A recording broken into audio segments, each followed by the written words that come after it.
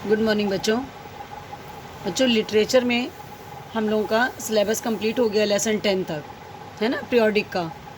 और वर्कबुक भी मैं आपको लगभग पूरी करा चुकी हूँ।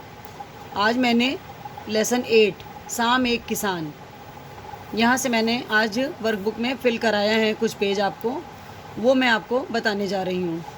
जिसमें से देखिए, निम्नलिखित प्रश्नों के उत्तर दीजिए। ये प्रश्न मैंने आपको कॉपी पे कराए हैं, ये वही क्वेश्चन है, ठीक है।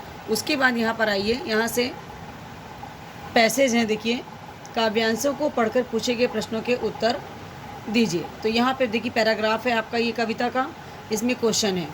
जैसे सूरज को किस रूप में चित्रित किया गया है, तो सूरज को बच्चों किस में, कि चिलम खींचता बैठा है पहाड़, ऐसा दर्शाया गया है। ये देखिए आपके पैराग्राफ में ही सेकंड लाइन पर है ये आंसर।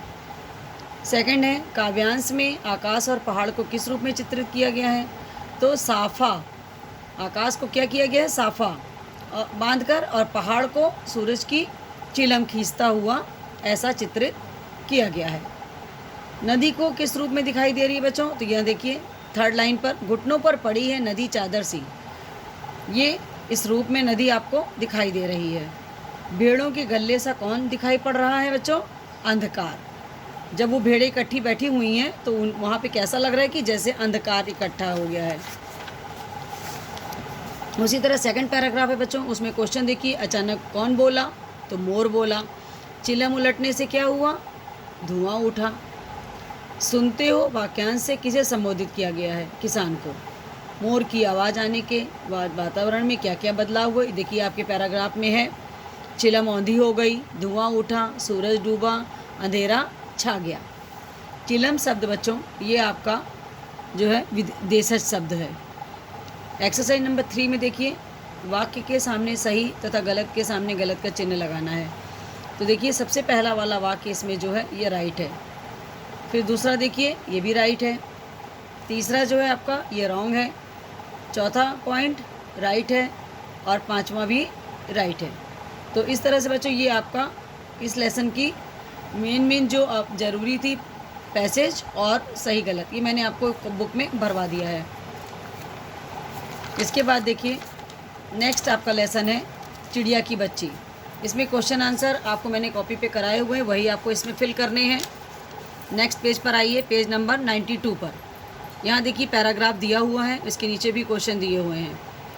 चिड़िया को देखकर माधव दास पर क्या प्रभाव पड़ा, तो क्या प्रभाव पड़ा था बच्चों, कि उस यहाँ देखिए पैराग्राफ में दिया हुआ है, इस समय वह अपना सब कुछ भूल गए थे। प्रस्तुत गद्यांश के आधार पर चिड़िया के स्वभाव की 2 विशेषताएं लिखिए। तो यहाँ पर देखिए सबसे पहली लाइन में हमने बताया आपको कि चिड़िया बड़ी मनमानी लगी, उसकी स्वच्छंदता बड़ी प्यारी जान पड़ती थी, ठीक है। नेक्स्ट क्वेश्चन है बच्चों, माधव दास ने चिड़िया को क्या प्रलोभन दिया था। उसने, प्रलोभन का मतलब होता है लालच, क्या लालच दिया था, कि सुनो चिड़िया, तुम खुशी से यह समझो कि यह बगीचा मैंने तुम्हारे लिए ही बनवाया है, तुम बेखटके यहाँ आया करो, ठीक है। नेक्स्ट है, माधव दास के शब्दों में छिपी है उसकी कौन सी भावना बच्चों, 4 ऑप्शन है आपके पास। राइट ऑप्शन है स्वार्थ की भावना। नेक्स्ट देखिए, स्वच्छंदता शब्द में प्रत्यय है ता प्रत्यय। सेकंड पैराग्राफ है आपका, देखिए गद्यांश का कथन किसने किसके लिए कहा है, तो ये किसने किसके लिए कहा है, इस तरह से ये आपकी अभ्यास कार्य में भी है नहीं, लेकिन आपका इस तरह से बना करके 2-4 पॉइंट आपके पेपर में भी आ सकते हैं। तो आपको ये अपने लेसन को अच्छी तरह से रीड करना है, जिससे कि आप कोई भी कार्य आए तो आप उसको आराम से कर सकें। तो गद्यांश का कथन किसने किसके लिए कहा है बच्चों, तो यहाँ पर देखिए चिड़िया ने माधव दास के लिए कहा है। चिड़िया की बच्ची किस गलती के लिए बच्चों क्षमा मांग रही है, वो कहती है कि मैं भटक कर तनिक आराम के लिए इस डाली पर रुक गई थी, अब भूल कर भी ऐसी गलती नहीं होगी, ठीक है। चिड़िया की माँ के पास क्या क्या है, ये पैराग्राफ में देखिए, मेरी माँ के घोंसले के बाहर बहुतेरी सुनहरी धूप बिखरी रहती है, मुझे, इसको यहाँ पे इतना छोड़ देना, फिर लिखना 2 दाने माँ ला देती है, और जब मैं पर खोलने बाहर जाती हूँ तो माँ मेरी बाट देखती रहती है। घोंसले के बाहर बहुतेरी सुनहरी धूप बिखरी रहती है, यहाँ पर करण कारक पर लगाइएगा। निम्नलिखित शब्दों में लिंग का कौन सा रूप है, धूप पुल्लिंग है, बाट स्त्रीलिंग है। थर्ड पैराग्राफ है बच्चों, चिड़िया अपनी बातों से किसे संबोधित कर रही है? माधव दास को। वक्ता ने किसकी सुंदरता का बार बार उल्लेख किया है? चिड़िया की। कौन किसकी देह से सोने को मढ़कर चमकाने की बात कर रहा है? माधव दास चिड़िया को सोने से मढ़कर चमकाने की बात कर रहा है।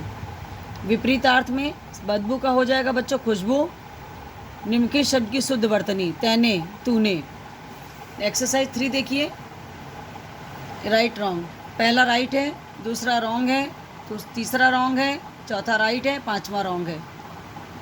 ये हो गया बच्चों आपका लेसन 9 कंप्लीट। ठीक है, बाकी एक लेसन और आपका बचा है, उसे आप स्वयं से भरिएगा। अगर कहीं आपको कोई प्रॉब्लम होगी तो मैं आपको उसको बता दूंगी। ठीक है, धन्यवाद बच्चों।